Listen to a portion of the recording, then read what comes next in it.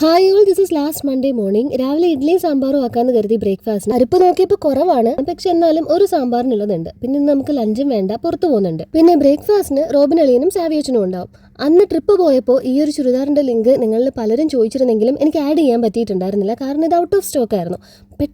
പെട്ടെന്നാണ് ഈ സാധനം സ്റ്റോക്ക് ഔട്ട് ആവുന്നത് കേട്ടോ. അപ്പോൾ വേണമെന്നുണ്ടെങ്കിൽ കാർട്ടിലിട്ട് വെച്ചോളൂ, എന്നാലും പോകും. പെട്ടെന്ന് തന്നെ ഓർഡർ ചെയ്തോളൂ. പ്യോർ കോട്ടൺ ആണ്. ഈ ഷോളൊക്കെ നമ്മുടെ മുൾമുൾ കോട്ടൺ സാരി പോലെ അത്രയ്ക്ക് സോഫ്റ്റ് ആണ്. ഇവിടെ ബീഡ് വർക്ക് ഒക്കെ വരുന്നുണ്ട് കേട്ടോ. ഈ സൈഡിൽ അത് വൈറ്റ് ഡോട്ട് അല്ല, ബീഡ് വർക്ക് ആണ്. Back to breakfast. കുറച്ച് പരിപ്പെടുത്ത് കുക്കറിൽ നന്നായിട്ട് കഴുകി ആവശ്യത്തിന് വെള്ളവും ഉപ്പും വെച്ച് ഗ്യാസിലേക്ക് വെച്ചു. ഈ ഒരു സാധനം ഞാനും അങ്ങ് തൂക്കി കേട്ടോ. കല്യാണിയുടെ വീഡിയോസിൽ കണ്ടപ്പോൾ തന്നെ ഞാൻ നോട്ട് ചെയ്ത് വെച്ചിരുന്നു. ആദ്യമൊക്കെ വില അല്പം കൂടുതലല്ലേ എന്നുള്ള ചിന്തയായിരുന്നു മേടിക്കാനായിട്ട് എന്നെ മടുപ്പിച്ചത്. പക്ഷേ ഞാൻ എത്ര പറഞ്ഞിട്ട് ഞാൻ തന്നെ കേൾക്കുന്നില്ല. പിന്നെ ഞാൻ അതങ്ങ് ഓർഡർ ചെയ്തു.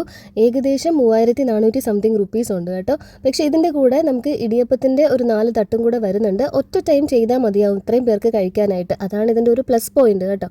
പിന്നെ നല്ല ക്വാളിറ്റിയുള്ള സാധനമാണ്, അതായിരിക്കണം ഈ വില ഇത്രയും കൂടുതൽ. സ്ക്വയർ ഇഡലിയൊക്കെ വേകാനായിട്ട് വെച്ചിട്ട് ഫ്രിഡ്ജിലിരുന്ന കുറച്ച് മുരിങ്ങക്കോലും 2-3 പൊട്ടറ്റോയും ഒരു സവാളയും 2 പഴുത്ത തക്കാളിയും ഒക്കെ എടുത്ത് ക്ലീൻ ചെയ്യാനായിട്ട് തുടങ്ങി. നമ്മുടെ പഴയ ബ്രൗൺ മുറം ഞാനിപ്പോൾ ഉപയോഗിക്കുന്നതേ ഇല്ല. ഈ ഒരു ഗ്രീൻ സ്ട്രെയിനർ കിട്ടിക്കഴിഞ്ഞാൽ പിന്നെ ഈ ഒരു ടൈം മതിയായിരുന്നു ഇഡ്ഡലിയുടെ ആ ഒരു പാത്രത്തിൽ നിന്ന് ആവി വരാനായിട്ട്.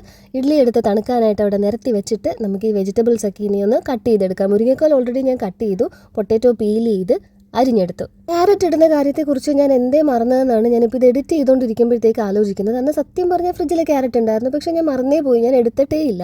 2-3 പച്ചമുളകും കൂടെ അരിഞ്ഞെടുത്തിട്ട് പുളിവെള്ളം ഒഴിച്ച് പച്ചക്കറികൾ ആഡ് ചെയ്ത് പൊടികളായിട്ട് മഞ്ഞപ്പൊടി, സാമ്പാർ പൊടി ഞാൻ കുറച്ച് കൂടുതൽ ഇടുന്നുണ്ട്. പിന്നെ മല്ലിപ്പൊടിയും മുളക് പൊടിയും കായപ്പൊടിയുമാണ് ചേർക്കുന്നത്. റോബിനളിനും സാവിയോച്ചനും എത്തിയിട്ടുണ്ടായിരുന്നു കേട്ടോ. ഞാൻ അവരോടാണ് ഈ വർത്താനം പറഞ്ഞുകൊണ്ടിരിക്കുന്നത്. പരിപ്പ് പ്രത്യേകം വേവിച്ച് പച്ചക്കറികൾ വഴറ്റിയെടുത്ത് പൊടികൾ മൂപ്പിച്ചിട്ടൊക്കെയുള്ള സാമ്പാറിന് നല്ല ടേസ്റ്റൊക്കെ ആയിരിക്കും. പക്ഷെ അത്രയും മെനക്കെടാനായിട്ട് എന്നെ കൊണ്ട് പറ്റത്തില്ല, പ്രത്യേകിച്ച് രാവിലെയും.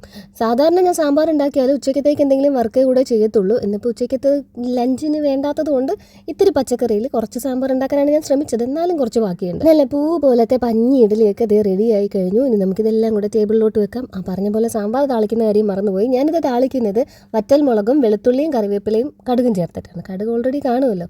വെളുത്തുള്ളി ചേർത്ത് താളിക്കുമ്പോൾ ഒരു പ്രത്യേക ടേസ്റ്റാണ്.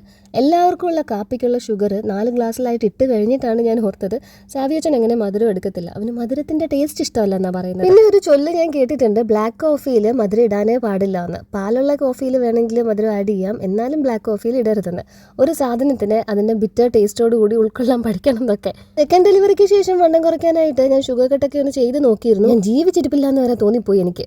അപ്പോൾ ഇതേ ബ്രേക്ക്ഫാസ്റ്റ് ഒക്കെ എല്ലാവർക്കും വിളമ്പി കൊടുത്തിട്ട് ഞാൻ എൻ്റെ മോർണിംഗ് കോഫി കുടിക്കുകയാണ്. നമുക്ക് അടുത്ത വീഡിയോയിൽ ഉടനെ കാണാം.